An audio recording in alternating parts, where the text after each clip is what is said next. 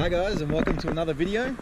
We have finally finished our engine build for the M50 B28 stroker, as I like to call it, and now it's finally time to reveal what car it's going to go into. There's a little bit of a backstory. So John at BM Auto Works had a car that was about to go to the wreckers, and I said to him, you know what do you want for it? And he told me how much the wrecker was going to give him, and I said, look, I'll take it. I don't know what I'm going to do with it, but here it is. This is E87 BMW hatch. It's a 118i, which probably not that useful. There's another one of my drift cars. That one's built. I'm going to do a build breakdown on this car soon. But this is not the car that we will be drifting. But the reason that I have this car has actually linked us to the new car, which is now sitting in my driveway finally. I'll take you over to that. So you're starting to get the idea. The E87 hatch shares a whole bunch of parts with the E90s and the E82.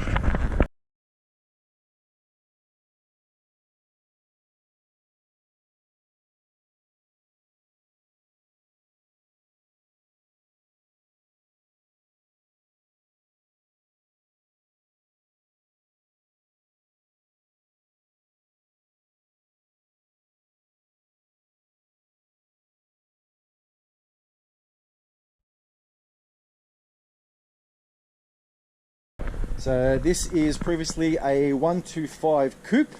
Had a bit of a front impact, and the guy before me stripped a few bits and pieces off it. And when I mean a few bits and pieces off it, I mean everything. So interior was pretty much completely gutted. Engine's been removed. We've just removed those chassis rails, and we'll be making a front clip around the front that'll pick up just off the tops there, and we'll reinforce the rails, and then we'll make our own radiator support. So it's a drift car, so most of my cars have been done like that. And we will be putting our M50 B28 in this. A lot of people said, why don't you just go with the M54 engine? That is an alloy block, and yes, you can make a whole bunch of power on that, but very, very expensive, hard to get parts for, hard to find, to be honest. And then I had an M50 block just sitting there, so I think it was just the perfect progression, going an old school engine in a new school car instead of the other way around, which I think is going to be pretty cool, pretty consistent, and fairly reliable. Now the cool thing about the E82s, E87s, they share a whole bunch of parts. So the steering racks, steering columns, the whole rear subframe, almost, I think the front clip, I'm not too sure yet. I haven't tried that yet. But almost everything with an E90. So currently, when I bought this car, it didn't have a rear subframe in it. Now we have an E92 rear subframe. Don't quote me on that, but once I get this car back up in the air, I'll figure out what that is. And front end,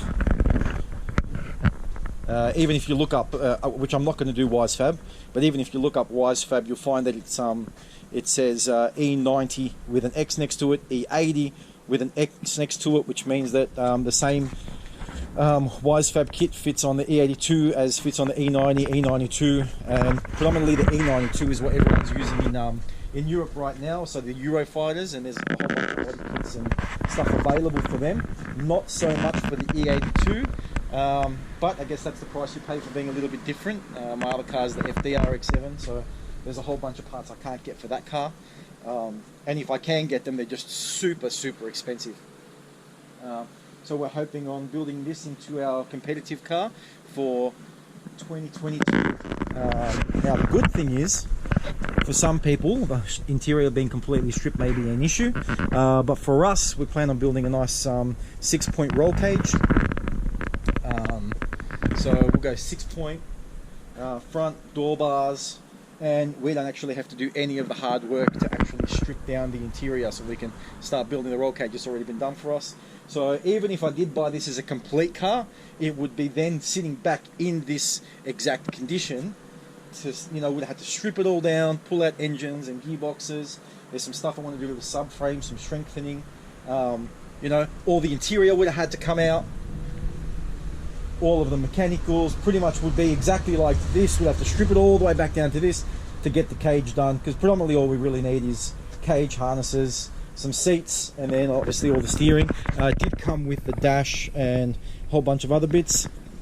Doors are missing. I was very lucky that the same guy that had the subframe for me, he also had a pair of doors just sitting out the back. So that's all done as well.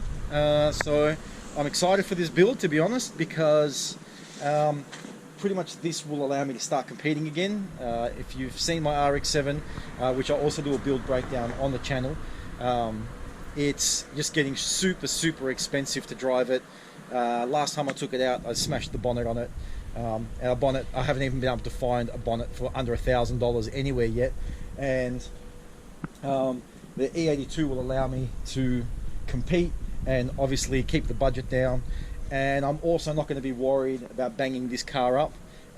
I cannot find any spare RX-7 shells anywhere, so I was hoping to be able to have a spare one, and then if I ever really damage the one that I've got like I did previously, I'll throw in a photo right now of my first RX-7, which I had a big head-on collision at about 140k an hour up at Winton. So I'll share a picture probably about here or here, I don't know yet, I'm all new to this stuff, but somewhere I'll add a picture of that in. And always wanted to have a spare shell, but they're completely unattainable right now. So you're talking $80,000 to $100,000 in Australia. If you're in America, yes, they're still selling for 20 grand. Here in Australia, they're up around 80, 100k. And any shell that I knew that was available about 2 years ago, people figured out how expensive they were becoming, and instead of getting rid of the shells or selling it to me, they actually ended up just fixing the cars and selling it themselves. So E82's absolute worst case scenario, everything that I do on this can be transposed over into a E92 chassis, could put it in a hatch, could put it in an E90 sedan. So any of the work that I'll be doing is not going to go to waste, because even if we do damage this car, bend it beyond repair, then we can literally take all the mechanicals, running gear and everything else out and just pop it in another chassis. If you don't know much about BMWs, BMW are the kings of actually putting the same parts in all the cars. So things like a steering rack from an E90, E92. There are some people doing an E36 steering rack conversion into these cars. Don't know why you'd want to go further back, but if that's what you got, that's what you use. The biggest difference between this, we were thinking about doing E36 struts, but the biggest difference is on an E36, these strut towers sit a lot further in towards the engine itself. So in regards to that, once we start messing with the geometry of the front end, which I'll be making some custom lower control arms, because of all the kits that I've pretty much found, they're around $2,500, and I don't want to go Wisefab. I just want to do the best I can with my knowledge. Most of the cars that I have drifted in the past all run off either my own knuckle or a locally acquired knuckle. I haven't gone complete to Wisefab. Plus, I'm not too sure on, as far as competition is here in Melbourne, which groups, which of the clubs actually allow Wisefab and don't. So I'm going to stick to the original knuckles. And also the biggest difference in putting an M50 in one of these cars, even though the engine sits on an angle, because the struts sit a lot higher up, it gives a lot more room to run a turbo. You can buy these in a 135 as well, which already is a standard car with the turbos there, so there's a bit more room in the engine bay than on E36. So really excited about this build, to be honest. I haven't been this excited about a build since I probably built my first RX-7. So the second RX-7 I built was pretty much because I smashed the first one. So I was just rebuilding a car, whereas it's all new to me, which is also pretty cool. Planning on all of the rear arms. Yes, you can purchase them, but there's no fun in that, and all the rear arms pretty much are pillow ball both ends. So we'll be ordering a whole bunch of pillow balls, or Heim joints if you're in America. I call them pillow balls. So a whole bunch of Heim joints, so we can do all the rear to be adjustable. And there's a couple of arms there that actually do need upgrading because they're a little bit thin. So if you ever see drifting fails and you see a BMW hitting a gutter and you see the back wheel always bend, it's normally because of the either the lower control arm is actually quite thin. It's made to bend so you don't smash and bend the subframes. There is also an update to the front cross member, and it's completely made of steel. This one's out of aluminium.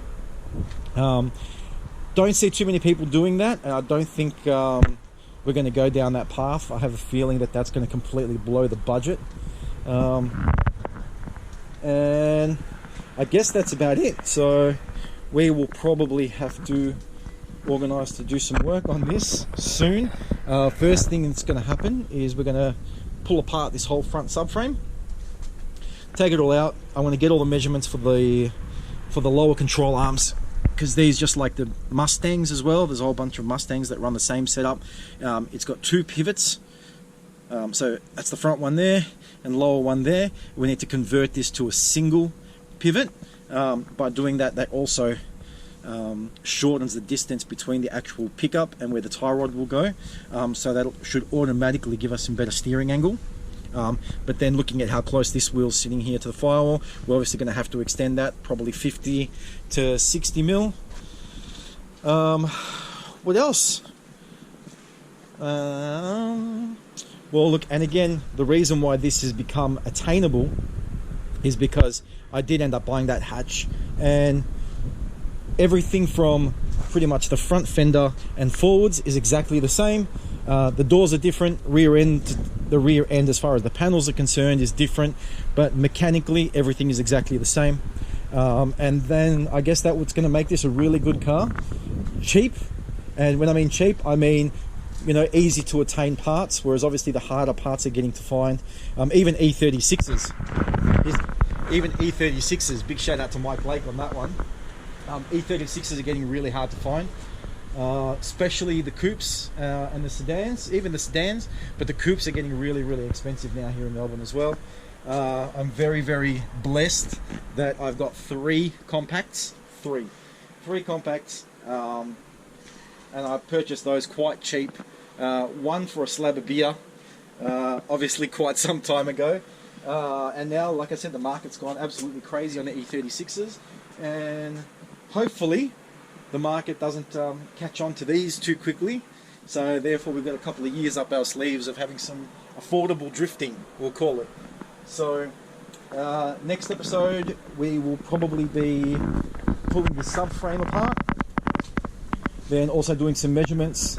I've got a gearbox ready to go. Still weighing up whether we're going to use a ZF gearbox or we're going to try and adapt to the newer style gearboxes. Spoken to a few people, they said it can be done. There might be a difference in what type of flywheel with what clutch plate and what have you, but it can be done. And obviously the newer gearboxes are going to be a little bit stronger. The ZF is quite a strong box, but they're getting really hard to find. So I like always having spare parts for a car. So if I buy a ZF, I'd want to buy a second one to have a spare. And if I can't find a spare, well then I guess, you know, you're go to an event, you break a gearbox and you're done, and then you got to sit there and try and find a gearbox again. That could be months. I've heard some people are importing them now, so it's something. It's just not something I want to be, not the path I want to go down. So I want to be easily attainable. You know, suppliers around here have lots and lots of parts for these cars, which would be ideal. And then we'll try and dummy fit the engine and the gearbox in, see how everything sits. Hopefully we can make up something with some original BMW mounts. If not, I'll be making some custom mounts for the engine. Going to use a standard gearbox mount, so we want to obviously put the gearbox where it's supposed to be. That'll then decide obviously whereabouts the engine should be sitting. And then I guess we'll get on to the rest of the build. So already ordered coilovers for it. Got a whole bunch of stuff that I've ordered for it already. And slowly we'll put this together, and we're going to go from literally a bare shell to complete ready running drift car, then obviously taking it out to events, getting a whole bunch of footage, and then 2022, as long as everything's good and everything's opened up again, we can start doing some competitions. It'll be the first time I'm actually competing. So I've been drifting since wow, 2005, I think, or 2004 was my first drift event. So quite some time now.